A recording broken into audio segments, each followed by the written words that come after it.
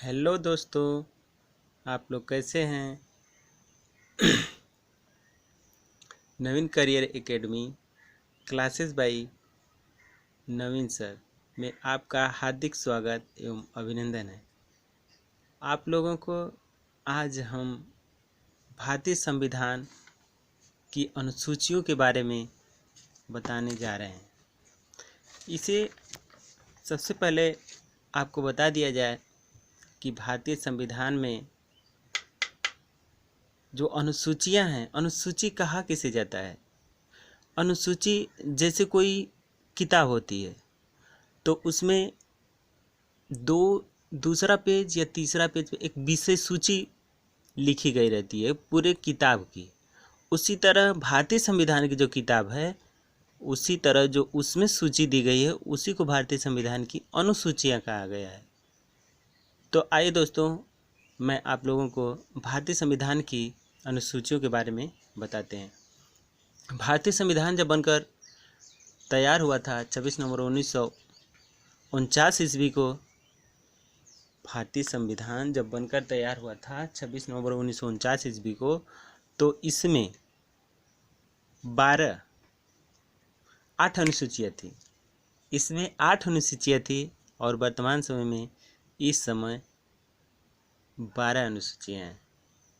तो आइए चलते हैं हम सर्वप्रथम प्रथम अनुसूची की तरफ। प्रथम अनुसूची में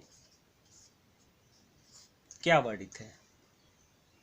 अरे जैसे आप लोग को बताएं कि एक किताब होती है, उसमें जो है विषय सूची होती है, तो उसी तरह इस संविधान की जो किताब है उसमें भी अनुसूची है। तो उसमें प्रथम अनुसूची में क्या रखा गया है, तो उसमें रखा गया है कि भारत के 28 राज्य प्लस 9 केंद्र शासित प्रदेश, 9 केंद्र शासित प्रदेश। अब आप लोगों को पता होगा कि भारतीय संविधान जब बना था तो उसमें 8 अनुसूचियाँ थी और जो राज्य थे 28 और 7 केंद्र शासित प्रदेश थे। लेकिन एक जम्मू कश्मीर एवं लद्दाख, जम्मू कश्मीर एवं क्या लद्दाख, इसको जो है हाल ही में अलग किया गया है। 31 अगस्त 2019, 31 अगस्त 2019 इसको जो है अलग किया गया है। तो 2 केंद्र शासित बढ़ा है, क्योंकि पहले कितना था, 7 केंद्र शासित प्रदेश था। अब कितना हो गया, तो कितना हो गया, 9 केंद्र शासित प्रदेश हो गया। इसको 31 अगस्त 2019 को बनाया गया है। और इसको जो है किसके स्वर्ण जयंती पे बनाया गया है, तो सरदार वल्लभ भाई पटेल के, सरदार वल्लभ भाई पटेल के। तो सरदार वल्लभ भाई पटेल के स्वर्ण जयंती पर इसको जो है राज्यों को बनाया गया, यानी कि स्थापना दिवस किया गया। सरदार वल्लभ भाई पटेल हमारे प्रथम उप प्रधानमंत्री थे। क्या थे, उप प्रधानमंत्री। सरदार वल्लभ भाई पटेल हमारे प्रथम उप प्रधानमंत्री थे एवं इन्हें भारत का बिस्मार्क कहा जाता है, भारत का बिस्मार्क। एवं ये पहले वित्त मंत्री थे। क्या थे, वित्त मंत्री, पैसा रुपया वाला, पहले वित्त मंत्री थे। एवं ये जो है, इनको सरदार की उपाधि किसने दिया था, तो ये गुजरात में एक स्थान पड़ता है, गुजरात, जो किस नदी के किनारे बसा है, तो नर्मदा एवं ताप्ती नदी के किनारे बसा है। तो गुजरात में एक स्थान पड़ता है वारदोली। वारदोली जो है, वारदोली आंदोलन हुआ था, वारदोली में एक आंदोलन हुआ था। इसको जो है महिलाओं ने किया था। तो किसने किया था, महिलाओं ने, और वही महिलाओं ने सरदार की उपाधि दिया था सरदार वल्लभ भाई पटेल को। तो आइए अब हम चलते हैं अनुसूची नंबर 2 पे। अनुसूची नंबर जो 2 है, द्वितीय अनुसूची। अनुसूची नंबर 2 क्या कहता है? अनुसूची नंबर 2 में है कि भारत के विभिन्न पदाधिकारियों का वेतन भत्ता एवं पेंशन। तो पदाधिकारी, उच्च पदाधिकारी, उच्च पदाधिकारी, उच्च पदाधिकारी में क्या आएगा? राष्ट्रपति आएगा, उपराष्ट्रपति आएगा और महान्यायवादी आएगा और सर्वोच्च न्यायालय का मुख्य न्यायाधीश आएगा। सर्वोच्च न्यायालय का मुख्य न्यायाधीश आएगा। ये सभी जो है भारत के क्या हैं? उच्च पदाधिकारी। इनका जो है वेतन, पेंशन एवं क्या? भत्ता, ये जो है तीनों का वर्ण किसमें? अनुसूची नंबर 2 में है। इतना तो आप लोग को समझ में आया होगा। फिर जो है अनुसूची नंबर आ जाता है 3। अनुसूची नंबर 3 क्या कहता है कि विभिन्न पदाधिकारियों का शपथ ग्रहण, विभिन्न पदाधिकारियों का शपथ ग्रहण, यही उच्च पदाधिकारी, राष्ट्रपति, उपराष्ट्रपति, महान्यायवादी, सर्वोच्च न्यायालय का मुख्य न्यायाधीश, इन्हीं का क्या है? शपथ है। तृतीय अनुसूची में इन्हीं पदाधिकारियों का क्या है? शपथ ग्रहण का वर्णन है। यहाँ तक आप लोगों को क्लियर हो चुका होगा। जैसे फिर दोहरा देते हैं। प्रथम अनुसूची में 28 राज्य एवं 9 केंद्र शासित प्रदेश हैं। 9 केंद्र शासित कहाँ से हुआ? 7 था, 2 बढ़ा है, जम्मू कश्मीर और लद्दाख। और जो है ये कब जो है इसकी स्थापना हुई? 31 अगस्त 2019 में। ये जो है किसके स्मृति पर हुआ था? तो सरदार वल्लभ भाई पटेल के। और सरदार वल्लभ भाई पटेल को भारत का बिस्मार्क कहा जाता है। ये भारत के प्रथम उप प्रधानमंत्री थे, भारत के प्रथम वित्त मंत्री थे। और ये इनको सरदार की उपाधि किसने दिया था? तो गुजरात में एक बारदौली आंदोलन हुआ था, वहाँ पर महिलाओं ने किया था और वहीं पर सरदार वल्लभ भाई पटेल ऐसी भूमिका निभाए जिससे जो प्रसन्न होकर वहाँ की महिलाओं ने इनको सरदार की उपाधि दी थी। और जो है इसके बाद द्वितीय अनुसूची में है भारत के उच्च पदाधिकारी, राष्ट्रपति, उपराष्ट्रपति, महान्यायवादी और सर्वोच्च न्यायालय के मुख्य न्यायाधीश के वेतन, भत्ता और पेंशन का वर्णन है। और तृतीय अनुसूची में इन्हीं पदाधिकारी जैसे राष्ट्रपति, उपराष्ट्रपति, महान्यायवादी, सर्वोच्च न्यायालय के मुख्य न्यायाधीश, इन सब का क्या वर्णन है? शपथ ग्रहण का वर्णन है। हाँ तो दोस्तों आइए अब चलते हैं अनुसूची नंबर 4। चौथी अनुसूची में क्या था कि इसमें संघीय क्षेत्र के राज्यसभा में प्रतिनिधित्व का वर्णन है। मतलब राज्यसभा में सीटों का आवंटन है, यानी कि संघीय क्षेत्र में जो राज्यसभा है उसी का वर्णन किया गया और सीटों का आवंटन किया गया। अब आइए चलते हैं 5वीं में। 5वीं अनुसूची में है पूरे भारत में, 5वीं अनुसूची में पूरे भारत में अनुसूचित जनजाति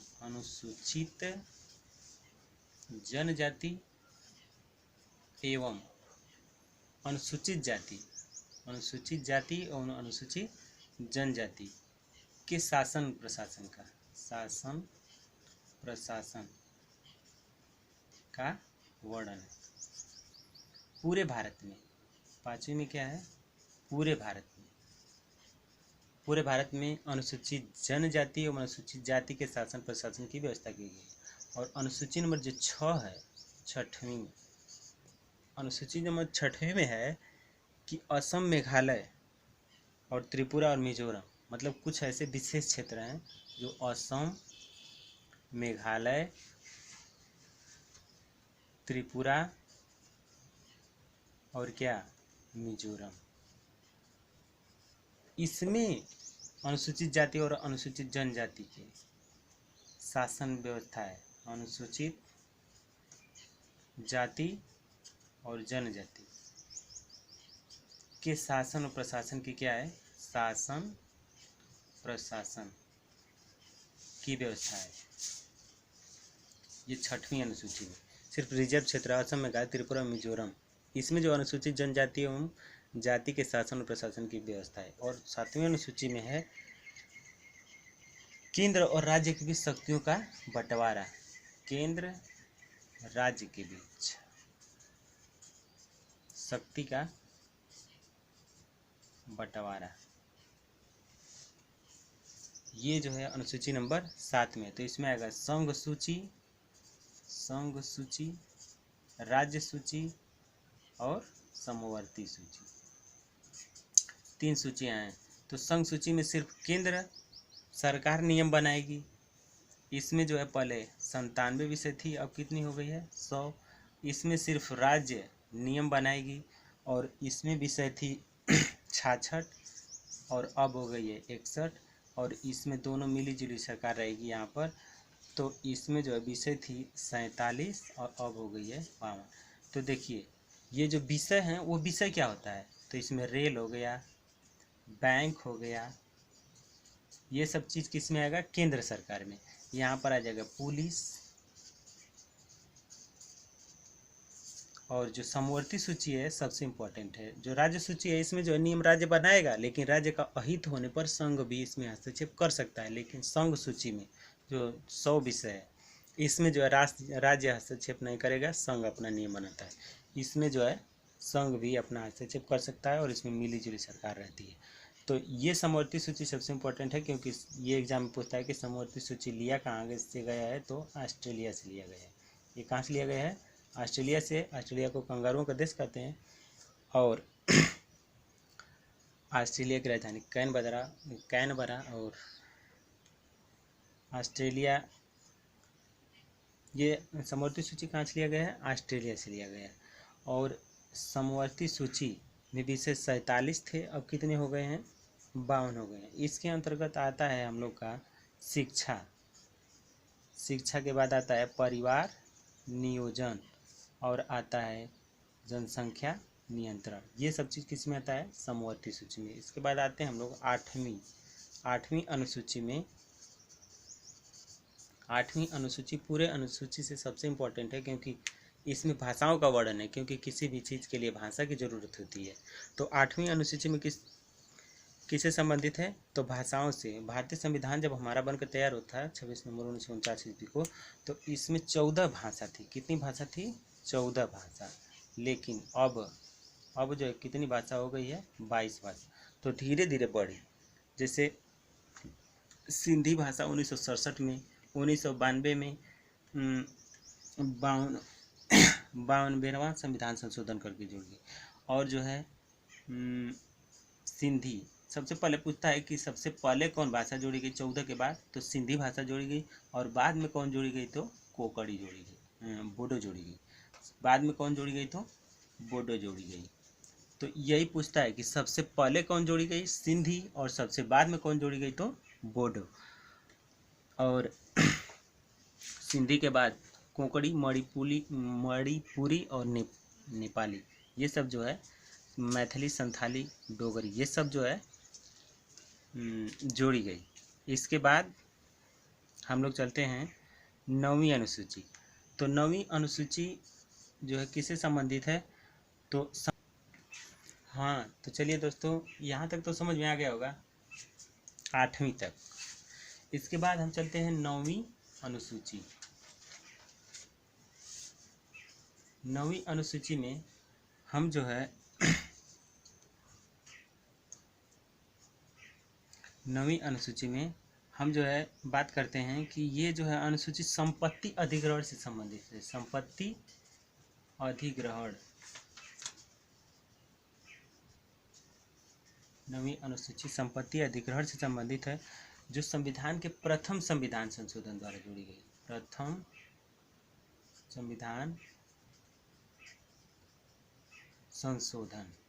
इस संशोधन क्या होता है, संशोधन ये होता है कि कोई भी जब नियम कानून बन जाता है तो उसमें संशोधन भी होना शुरू हो जाता है। क्योंकि जब भारतीय संविधान बनकर तैयार हुआ था तो उसमें 395 अनुच्छेद थे, लेकिन अब जो है बढ़ गया है। इसी तरह भाग थे 22, वो भी बढ़ गया है। मैं अगली वीडियो में आपको बताऊंगा।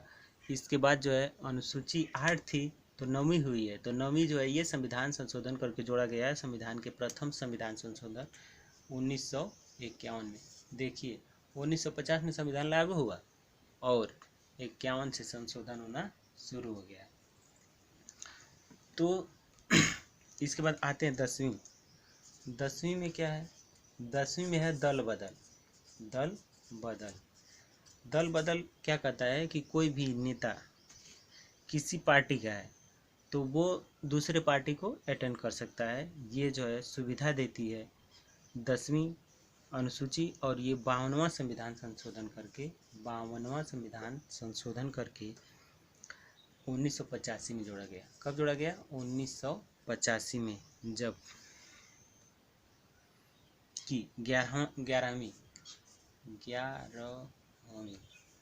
पंचवर्षीय योजना 11वीं पंचवर्षीय योजना ये जो संबंधित है पंचायती राज से।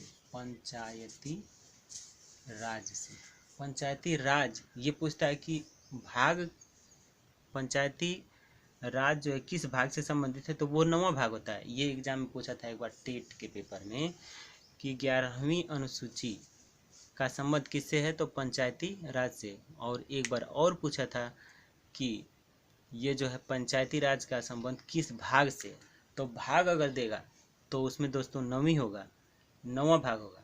लेकिन अगर वही अनुसूची देता है तो उसमें जो है 11वीं पंचायती राज से। इसको जो है 73वां संविधान संशोधन करके जोड़ा गया था 1993 में। 1993 में इसको 73वां संविधान संशोधन करके जोड़ा गया था। इसमें जो है 29 विषय थे। कितने विषय? 29 विषय थे। ये जो है 11वीं अनुसूची आपकी हो गई। और लास्ट अनुसूची आती है आपकी 12वीं। लास्ट अनुसूची आपकी आती है 12वीं।